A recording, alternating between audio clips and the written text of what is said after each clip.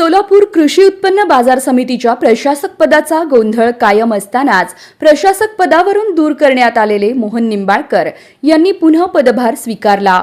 विशेष म्हणजे त्यांनी पदभार स्वीकारताच त्याच दिवशी सहकार निवडणूक प्राधिकरणानं बाजार समितीच्या निवडणुकीची अधिकृत घोषणा केली।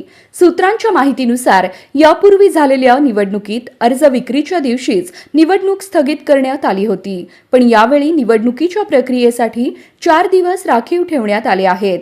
25 मार्च ते 28 मार्च पर्यंत उमेदवारी अर्ज विक्री आणि स्वीकृतीचा कार्यक्रम आहे। 1 एप्रिल 2025 रोजी अर्ज छाननी होणार आहे, तर 2 एप्रिल ते 16 एप्रिल दरम्यान उमेदवारी अर्ज मागे घेता येणार आहेत। 17 एप्रिल 2025 रोजी यादी प्रसिद्ध केली जाणार असून 27 एप्रिल 2025 रोजी बाजार समितीसाठी मतदान घेतले जाणार आहे। दुसऱ्या दिवशी म्हणजेच 28 एप्रिल रोजी मतमोजणी होणार आहे।